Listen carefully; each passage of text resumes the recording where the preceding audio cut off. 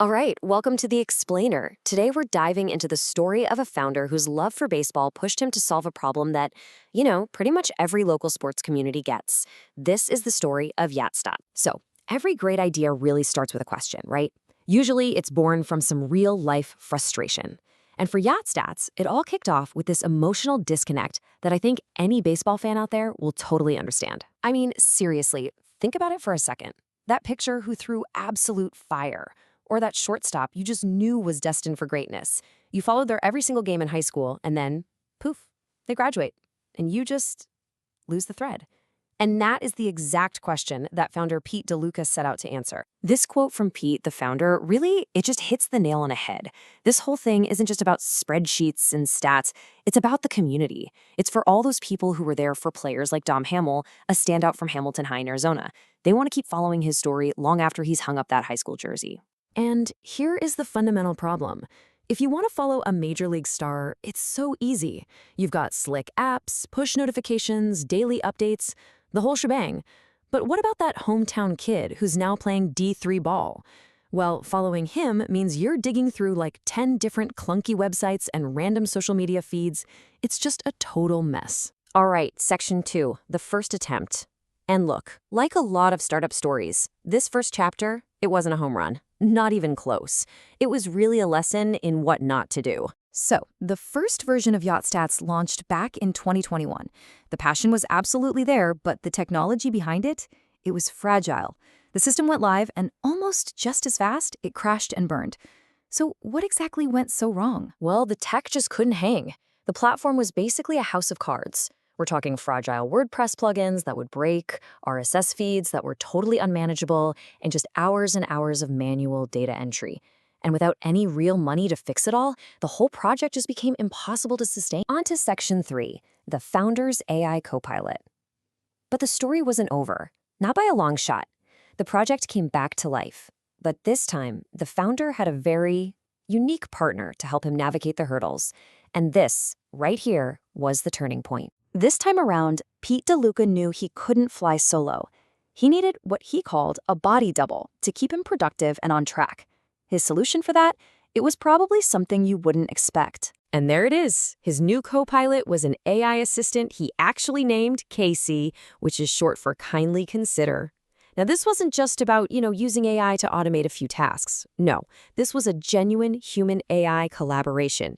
He was using the AI as a strategic partner to bounce ideas off of and to help him stay focused. And this new partnership led to this highly structured, what Pete called an ADHD-friendly approach. Casey helped him get laser-focused on his priorities, to evaluate whether the juice was worth the squeeze on certain tasks, and to break down these huge, intimidating goals into small, manageable chunks. It was a whole system designed to prevent that same overwhelm that killed the first attempt. Okay, section 4, building the YATSTATS engine. So with a new strategy locked in, it was time to rebuild. And this version, it was going to be modern, scalable, and built to last. At the very heart of this new model is something called the microsite. So what is it? It's basically a small, dedicated website for a single high school. It's got their branding, and it automatically tracks all of their alumni who are out there playing at the next level. It's their digital home base. Now, the business model itself is built around what they call a trinity of customers. You've got the players who get exposure, you have the fans who get that connection they've been missing, and then you have local sponsors who get a super targeted audience. It's this awesome value loop where everybody benefits and supports each other. And the potential scale here, it's just massive. The YATSTATS database already has over 19,000 high school baseball programs from all across the U.S. Now, sure, not all of them have alumni playing pro or college ball right now, but it just shows you the sheer size of the opportunity. All these schools are ready for a microsite. So to make sure they didn't repeat the failures of the past, the new platform is built on a modern tech stack, things like React and Node.js. And what's absolutely crucial is its partnership with data services like the Baseball Cube, which automates all the stat updates. Plus, they use smart marketing tools to manage their audience and sponsors. So yeah, no more fragile plugins. Section 5, a big league experience. See, it's not enough for the platform to just work. The vision here is to give a truly premium, big league experience for these small town heroes. The goal for the user experience is actually pretty simple. They want to combine the polish of the MLB At-Bat app with the easy, binge-worthy browsing of Netflix.